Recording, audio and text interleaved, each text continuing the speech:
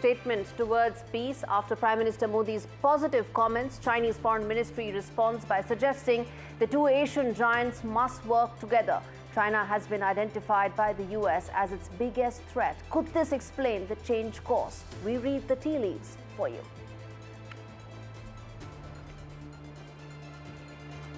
8 months since taking office as the interim advisor of Bangladesh, Mohammad Yunus reaches out to meet Prime Minister Modi on the sidelines of BIMSTEC. Will India snub Mohammad Yunus is the key question. Despite India's efforts to reach out to all stakeholders, President Trump pressed ahead on 2nd of April tariff threat, dampening prospects of any concessions. Agriculture and farmer products could be most impacted.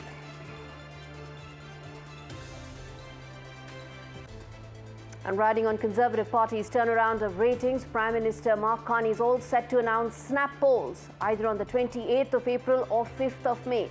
With Carney keen to rebuild ties with India, the elections could mark a complete revival in the bilateral relationship.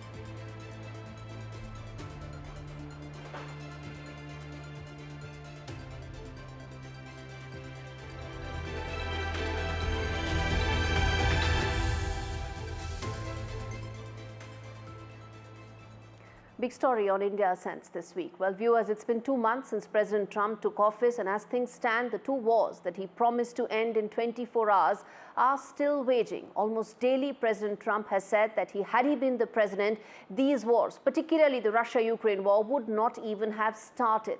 But his poll promise that he would be able to stop them in a day have all but fallen flat. And both these wars are stuck at the same juncture, struggling with the same factors, which brings me to ask that are these promises now in great peril? Take the war in Middle East. The first phase of ceasefire that was brokered by America was, well, simpler to put into action where the previous administration convicts in exchange for the hostages that were kidnapped by Hamas since October 2023. And at the end, well, because it did not require both sides to give up anything. But it's the second phase that requires both sides to give up to be able to move towards peace, which is why negotiations are tougher. A phase 3 of this ceasefire looks almost distant at this stage, given that both parties are adamant on not giving up any control of Gaza. What happens to the 59 hostages that are still with Hamas is a key question. Trump and his team may talk about a post-war Gaza, but that scenario looks so distant that one can't even talk about it. Listen in first to the Israeli envoy who spoke to NDTV 48 hours back. They see a future of Gaza without Hamas. This is what has to happen. How it's going to happen, how long it's going to take, this is something that is completely up to Hamas. They can finish this by releasing the hostages that illegally took in a brutal way. They can finish this by relinquishing power in the Gaza Strip today. Okay. If they refuse, this can take a very long time. Okay, now let's look at the Russia-Ukraine war. Trump administration and the president himself has put in a lot of political capital in ending this war. But what's on the table is a very limited ceasefire with just a halt on attacks on energy infrastructure. And that has also become now part of the deal which suits America. Listen in to what the White House spokesperson said on this. We come back and then tell you exactly how it's stuck in exactly the same way like the Israel war. President Trump also discussed Ukraine's electrical supply and nuclear power plants. He said that the United States could be very helpful in running those plants with its electricity and utility expertise. American ownership of those plants would be the best protection for that infrastructure and support for Ukrainian energy infrastructure. Now we have moved beyond the economic minerals deal. We are at a place of peace. We're at a partial ceasefire, and we're moving towards a full ceasefire and a long-standing peace in this conflict. And that's great news for the American public. Now, the fact that hostilities will be reduced is a positive outcome, but will this lead to a larger and long-term peace settlement is uncertain, because just like Gaza, phase 1 is palatable to both sides, but the negotiations will now get tricky beyond here. Russia wants to only speak to the US. The tweets by Dmitry Medvedev the man who probably best represents Russian view, is very clear. The Russian readout also mentions the word bilateral, referring to US and Russia. There's no Ukraine anywhere in the picture for Russians. But that's just part of the problem. The real problem is the prospect of making both sides give up some concessions and make some concessions for peace. For Russia, it will mean give up the idea that they can make Ukraine a vassal state, take as much territory as possible before they stop hostilities. For Ukraine, it will mean give up all US and NATO weapons and intelligence, both of which will mean it will not be able to fight this war anymore. Both Russia and Israel made it look like there were possible peace deals on the table for Trump administration to enact in record time. But reality of governance is such that what's really on the table are brief windows of peace.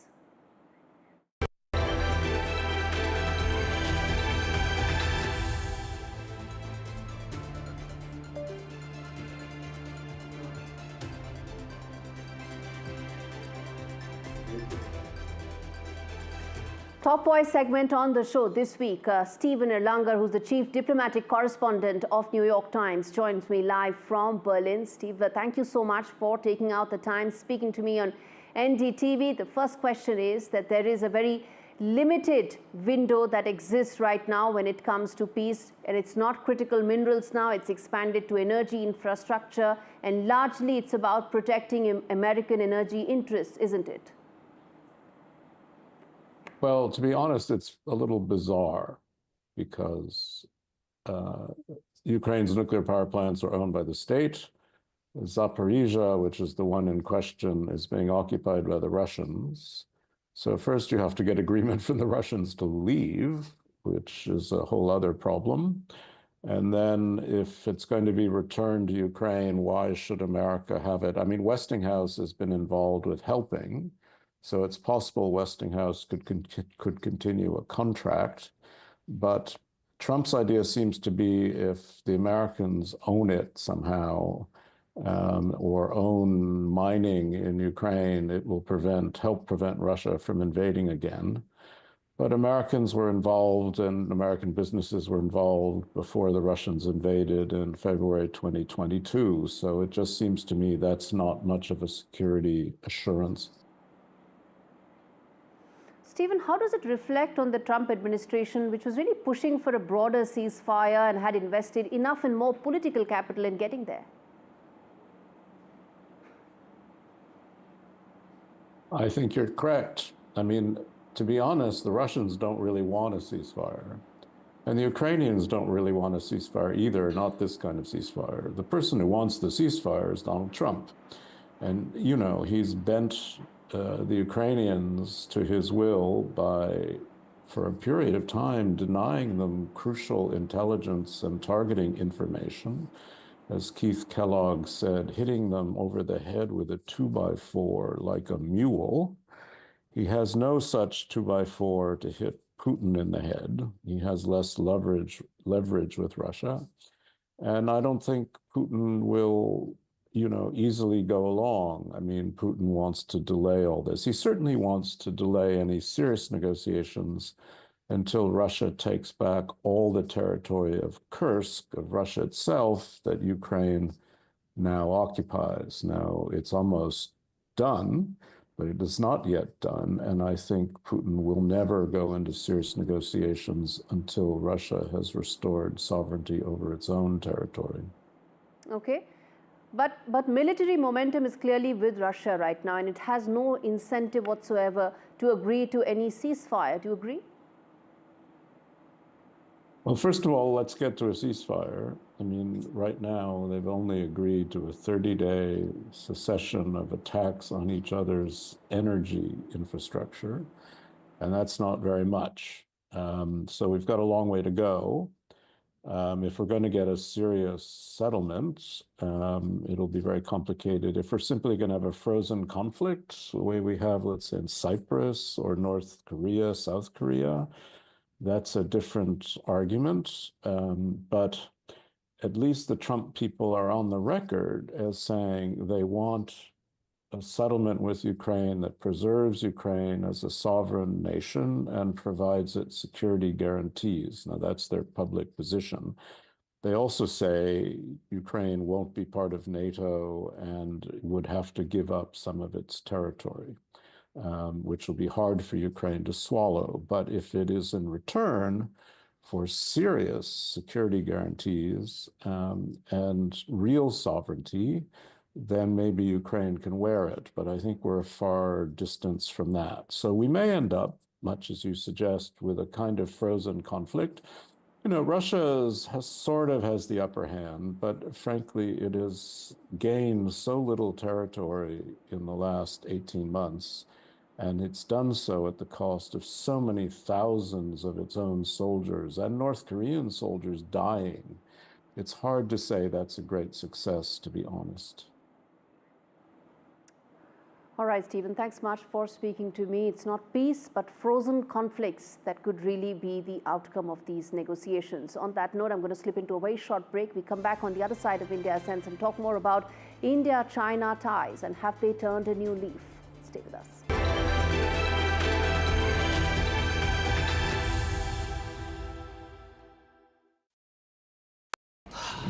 Salute है जी, आप देश की रक्षा में जान लगा देते हैं और आप घर घर में तार लगाते हैं जी। ई बीम टेक्नोलॉजी से बनी, न जले न पिघले, सबकी रक्षा करे।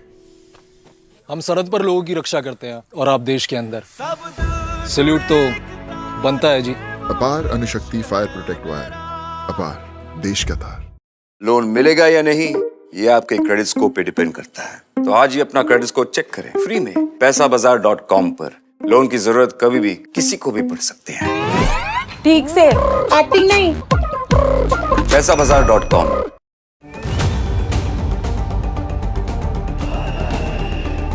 Two months in Oval Office, Trump's peace promises in peril. Can Badr Khan Suri's Hamas links be Trump's yardstick to deport all Indian students? As bilateral ties improve, what's the roadmap for India-China relationship? And after 22 years in power, why Erdogan is facing massive protests? All this and more only on India Sense with me, Gaurie Dwivedi, at these timings on the NDTV network. Loan मिलेगा या नहीं, ये आपके credit score पे depend करता है। तो आज ही पैसाबाजार.com पर जाइए और अपना क्रेडिट स्कोर चेक कीजिए फ्री में, क्योंकि लोन की जरूरत कभी भी किसी को भी पड़ सकती है। बस एक्टिंग करा लो इनसे। पैसाबाजार.com, क्रेडिट स्कोर चेक, आदत अच्छी है। In today's interconnected world, India's voice is more crucial than ever. When India speaks, the world listens. At NDTV World, we are that voice, bringing you intelligent and insightful news from India and beyond. From geopolitics and diplomacy to economic shifts, migrations, tech disruptions, and the stories of our diaspora. We cover the news that shapes our global future. NDTV World, your new home for global news is here. Loan मिलेगा या नहीं, ये आपके credit score पे depend करता है। आज ही जाइए पैसाबाजार.com पर और अपना क्रेडिट स्कोर चेक कीजिए फ्री में, क्योंकि लोन की जरूरत किसी को भी कभी भी पड़ सकती है। चल एक्टिंग थोड़ा भेल बनो। ये आया बात पैसाबाजार.com। How often have you turned away from debates that descend into endless fights? We bring you a show where every question is answered, where every debate finds its resolution, where every story finds its conclusion, where opinions collide but facts prevail, where stories unfold with insights and trust. When the noise ends, the last word begins.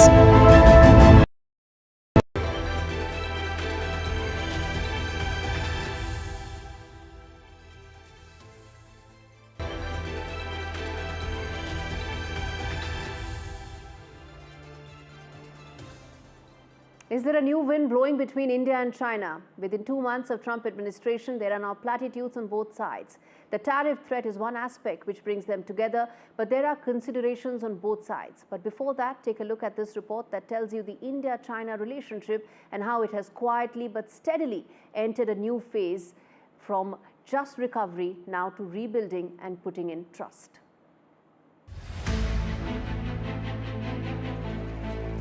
In a world where geopolitical dynamics are in constant flux, two of the world's largest and most powerful economies in Asia, India and China, are redefining the contours of their relationship. Since agreeing to disengage and thaw tensions at the Ladakh border last October, both New Delhi and Beijing have emphasized on the need for closer bilateral ties amidst growing threats, especially the threat of American tariffs. In the wake of these uncertainties, the elephant and the dragon, despite their differences, must dance together, favoring healthy competition over conflicts. Bharat और चीन का संबंध ये कोई आज का नहीं है।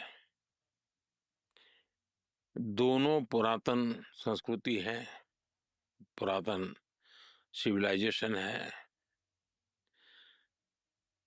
और मॉडर्न वर्ल्ड में भी अपनी उनकी भूमिका है। डिफरेंसेस तो होते हैं, दो पड़ोसी देश होते हैं तो कुछ ना कुछ तो होता है।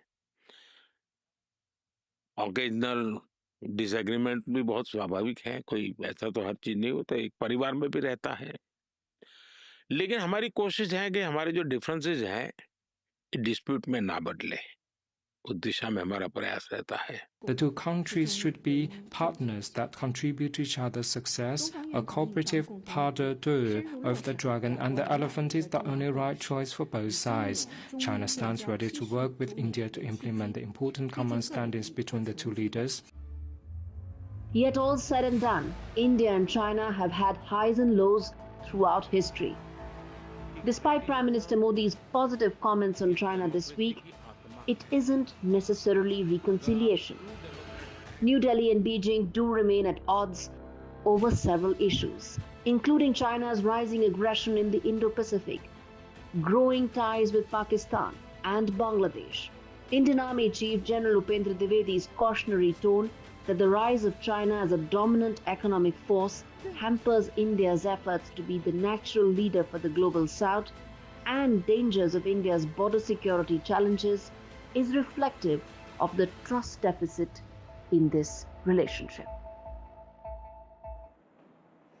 While diplomacy gives hope for stability, the ground reality may have a different answer to a very complex relationship of India and China. But a Trump administration that's unhinged is giving reason for both New Delhi and Beijing to move forward. On the Chinese side, there's apprehension since the Trump administration has named China as their biggest long-term threat. And could the Quad summit later this year to be held in Delhi prove to be that major turning point in Trump's policy towards Indo-Pacific?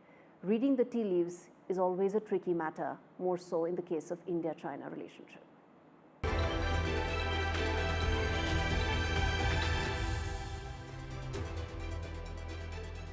The Trump administration has come good on its commitment on deporting foreign students who took part in pro-Palestinian protests. One such case that is there is the Badr Khan Suri case, an Indian researcher at the Georgetown University who was recently detained by US authorities due to his alleged connections with Hamas. A federal judge has blocked Suri's deportation for now, ordering that he cannot be removed from the country until further court action is taken. But who exactly is Badr Khan Suri, and how did he really get caught in the middle of Trump's intensified crackdown and now legal immigration as well under his crackdown? Take a look at this report.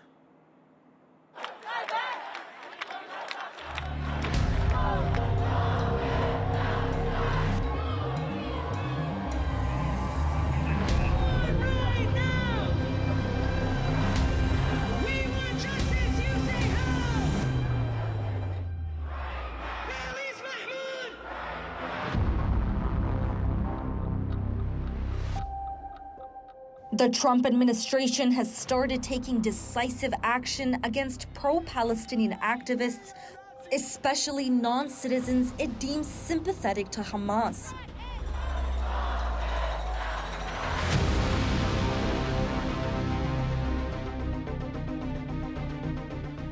One such case is that of Badr Khan Suri, an Indian researcher at the Georgetown University recently detained by US authorities. The US government has cited his alleged close connections to a Hamas official as justification for revoking the visa, adding that he was actively spreading Hamas propaganda.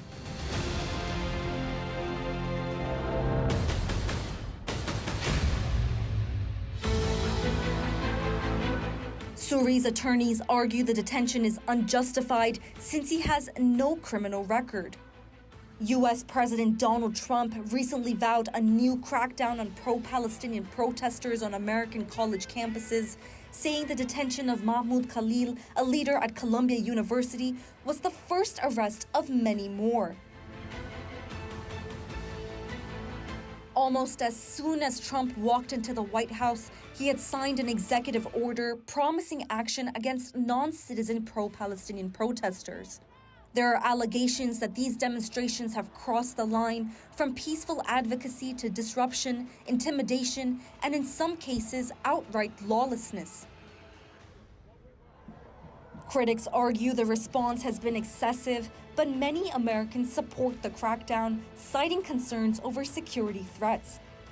Some experts warn that if such protests are left unchecked, they could create dangerous precedents, allowing groups to use civil unrest as a means of coercion.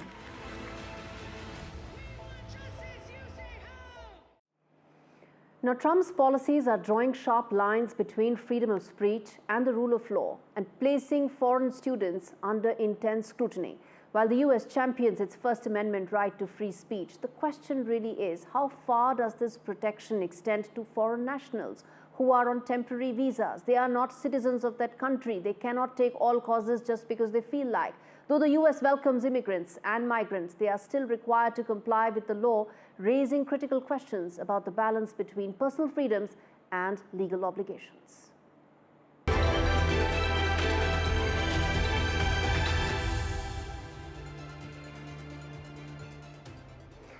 Amidst a growing threat of annexation from a volatile Trump administration in the White House, Canadian Prime Minister Mark Carney's first major decision since taking office last week is to call for snap elections, either to be held on 28th of April or 5th of May, a move that is aimed at taking advantage of the Liberal Party's recent surge in opinion polls since Carney's arrival. Last month found Liberals topping the Conservatives for the first time in several years. With Canada's businesses reeling from a trade war with the US, Carney, who is a former two-time central banker, is expected to pitch himself as the candidate best suited to take on Donald Trump. And that sentiment is the reason why the Liberal Party's ratings are recovering. For the Conservative Party, though, and Pierre Poilievre, often seen as drawing inspiration from Trump and his antics, the road is now suddenly less unclear after losing an easy political target in Justin Trudeau. For India, this is a very important election, viewers. New Delhi will want to see how the primary parties will approach the security issue related to the Khalistanis and whether the extremist, that is Jagmeet Singh's party, has any political relevance whatsoever in these upcoming elections.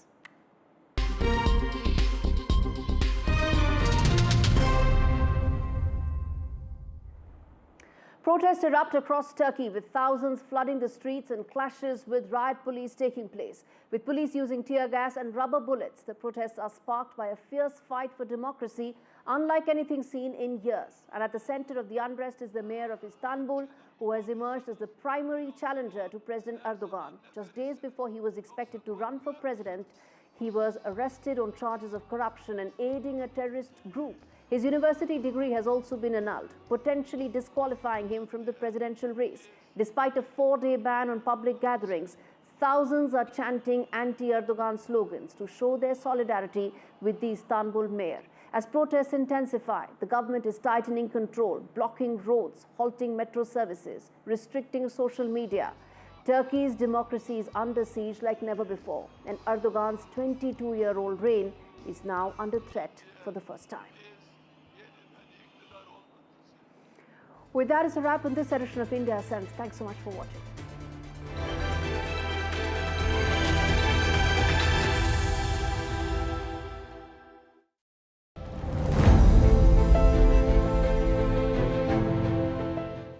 One of your primary concerns and one of your primary responsibilities is to deal with the threat of terror. And at the moment, we see a great deal of that out of Yemen. We see attacks on shipping taking place, and we see the United States being very much on the offensive.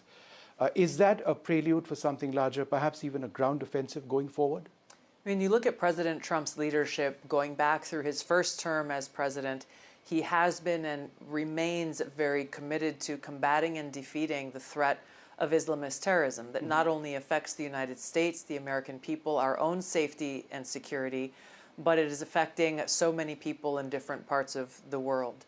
We can see different terrorist groups, the Houthis in Yemen being one of them, that President Trump has redesignated after President Biden took them off of the terrorist list, redesignated them appropriately as a terrorist organization, and taking action where the previous administration failed to. Right. The Houthis have been disrupting maritime trade and passage for a very long time, and no serious effort has been taken to stop that disruption. Our country and other countries should not be in a position to have to make a decision to reroute commerce going through that area simply because of the Houthi threat that exists. So President Trump has taken decisive action for our own safety, security, and prosperity. And I know we'll look to other affected countries, as there are many who are impacted by this, to similarly take action.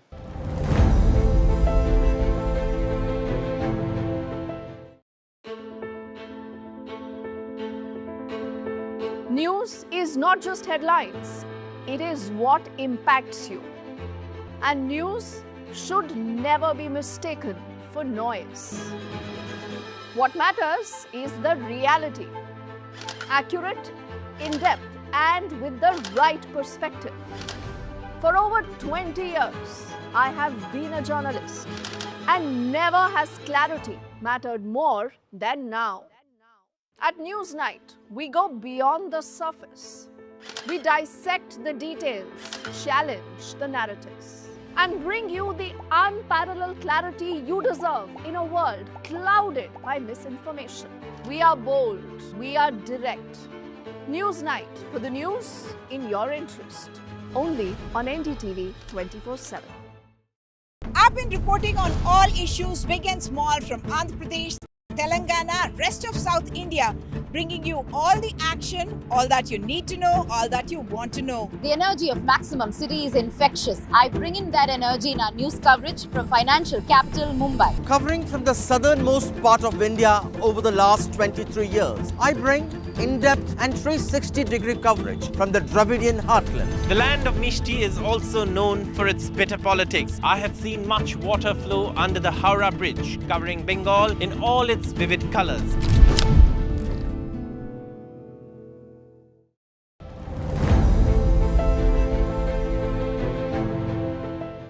The India-US strategic partnership is one that's been developing now over the last several decades, and there's a great sense of optimism over here in India that it is headed in a particular direction. To tell us a little bit about that, and there are so many important global events taking place, Tulsi Gabbard with us, the Director of National Intelligence. It's wonderful to have you here in India, and thank you so much for speaking to us. In terms of the strategic relationship and the intelligence arrangements between India and the United States, to what extent is it premised on perhaps an expansionist or an expanding China and the Asia-Pacific region?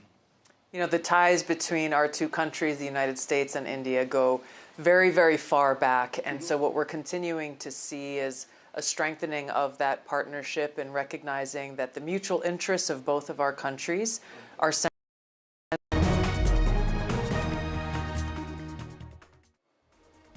Hello and welcome to the Southern View this Friday evening. I'm Veera Raghav. Lots lined up on the show this evening, but first let's take you through the headlines we're tracking this hour.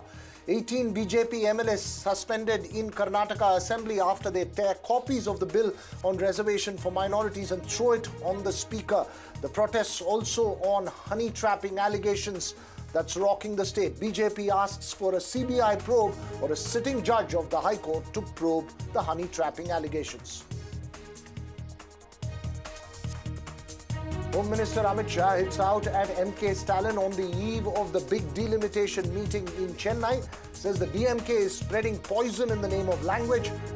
There in Chennai, top political leaders, including chief ministers from 7 states, start arriving in the city for the big meeting tomorrow.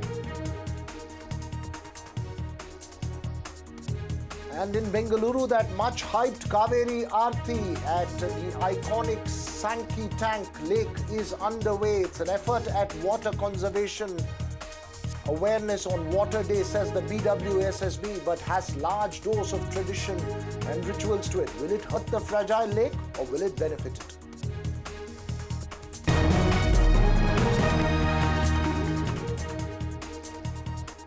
Well, first up this evening, a sharp political exchange continued in Karnataka over those honey trapping allegations made yesterday by State Cabinet Minister for Cooperation K.N. Rajanna. He had alleged on the floor of the House that he had exposed 2 failed attempts to honey trap him, and that several leaders have alleged that there have been 48 victims, including politicians from across parties, officers, and even central leaders, to honey trapping incidents over the last few years. In the State Assembly today, there on your screens, there was ruckus in the House as BJP legislators protested against the 4% reservation to minorities in government contracts and even tore copies of the bill and threw it to the Speaker. The MLA said they protested also on the honey trapping allegations that have been made. The Assembly Speaker suspended 18 BJP MLAs of 6 months for unruly behavior and tearing the bill and throwing it at the Speaker of the House. The BJP has demanded that the honey trapping allegations be probed either by the CBI sitting judge of the Karnataka High Court. The state government has ordered a probe on the matter. Our main intention was that the financial bill should be passed. That we are very clear.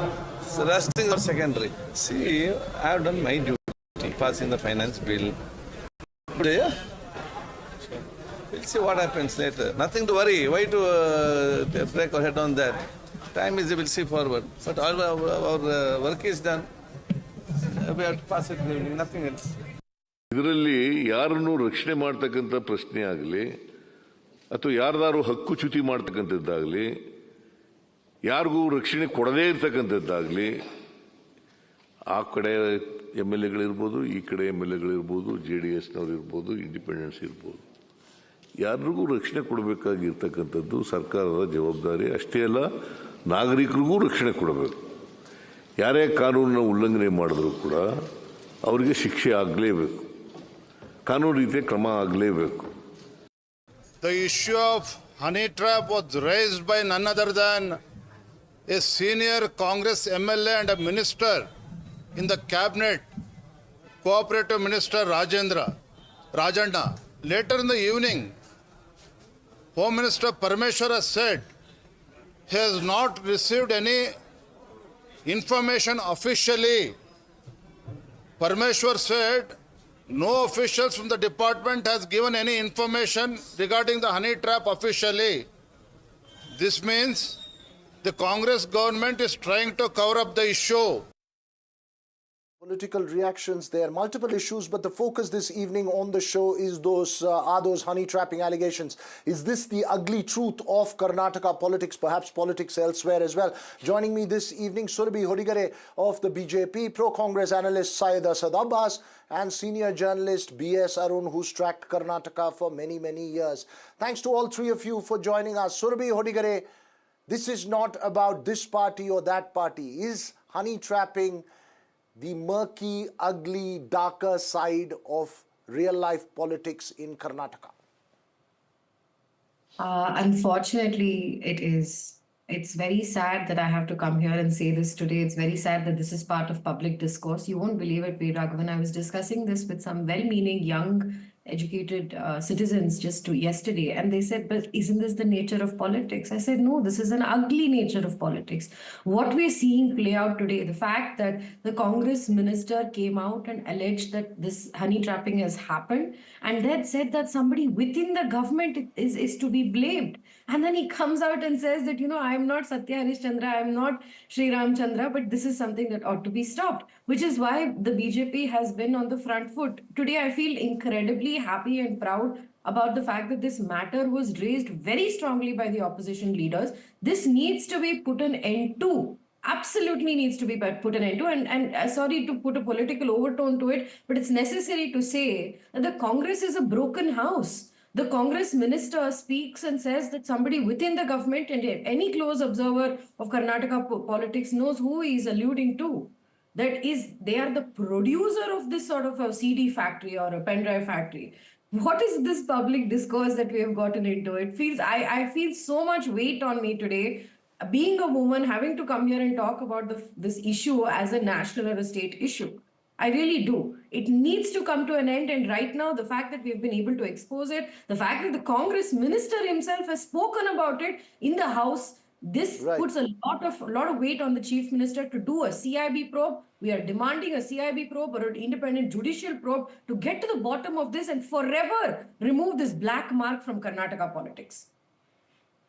Syed Asad Abbas, the points made by Surbhi Hodigare, I'm sure are recognized by the Congress as well. But the fact that a sitting minister in the cabinet has made these allegations at a place no less than the floor of the House, does that come as a big embarrassment?